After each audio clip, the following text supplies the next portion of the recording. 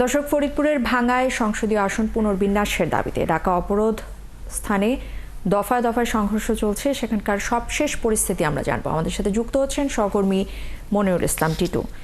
টিটু, একটু জানাবেন এখনকার পরিস্থিতি কি, আর সেই সাথে অবরোধকারীরা এই মুহূর্তে কোথায় অবস্থান করছেন, আর অবরোধকারীদের পরবর্তী কর্মসূচি সম্পর্কে কিছু জানতে পেরেছেন কিনা?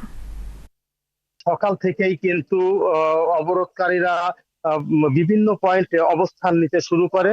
যদিও সকাল 6টা সাড়ে 6টার পরে তারা অবস্থান নিতে শুরু করলেও 8টা থেকে 9টার মধ্যে প্রশাসনের পক্ষ থেকে সেই যে অবস্থান, সেই অবস্থান থেকে তাদেরকে সরিয়ে দেওয়া হয়। এরপর থেকে বিভিন্ন জায়গায় সড়কের পাশেই তারা শান্তিপূর্ণ আন্দোলন করছিলেন, কিন্তু বেলা 11টার দিকে ফরিদপুরের ভাঙ্গা ও বাস স্ট্যান্ড এলাকায় শত শত আন্দোলনকারী আকস্মিকভাবে কিন্তু তারা এসে জড়ো হতে থাকেন এবং মহাসড়ক অবরোধ করে নিজেদের দখলে নিয়ে নেন। একই ঘটনা ঘটতে থাকে যে 8টি পয়েন্টে তারা অবরোধের ডাক দিয়েছিল, সেই সকল পয়েন্টে।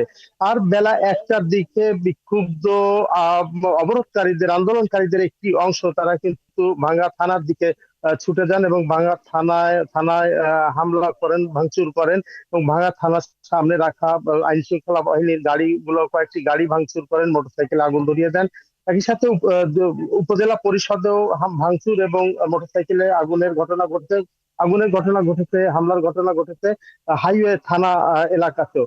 তারা যেটি বলছেন যে তারা যে সিদ্ধান্ত নিয়েছেন নির্বাচন কমিশন, সেটি ফরিদপুর 4 আসনভুক্ত ভাঙ্গা উপজেলার 2টি ইউনিয়ন, কালগি এবং হামিরদি, এই ইউনিয়ন দুটিকে পাশের ফরিদপুর 2 আসনভুক্ত করে গেজেট প্রকাশ করেছে 4 সেপ্টেম্বরের প্রতিবাদেই কিন্তু তারা এই আন্দোলন কর্মসূচি চালাচ্ছেন। তারা যেটি বলছেন যে কোনোভাবেই তারা এই সিদ্ধান্তকে মানবেন না, তারা কোনোভাবেই ফরিদপুর 2 আসনের সাথে সম্পৃক্ত হতে চান না। আর এই দাবিতেই কিন্তু আন্দোলন করে আসছিলেন তারা। কিন্তু আমরা এরই মধ্যে আন্দোলন সমন্বয়কারীদের অন্যতম, যিনি আলগী ইউনিয়ন পরিষদের চেয়ারম্যান মোহাম্মদ সিদ্দিকুর রহমান, তাকে কিন্তু আটক করা হয় এবং গত রাতে এই আন্দোলনে যারা অংশ নিয়েছে তাদের মধ্যে 90 জনের নাম উল্লেখ করে এবং আরো 150 জনের বেশি অজ্ঞাত মানুষকে উল্লেখ করে তাদের বিরুদ্ধে মামলা দায়ের করা হয়। এই খবরগুলো যখন তারা জেনেছে তখন তারা আরো বেশি বিক্ষুব্ধ হয়ে ওঠে।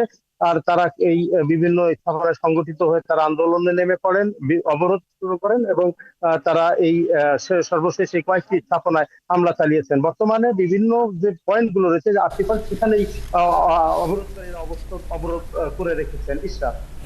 ধন্যবাদ আপনাকে। মনিরুল ইসলাম টিটু আমাদের সাথে যুক্ত হয়েছিলেন ফরিদপুর থেকে।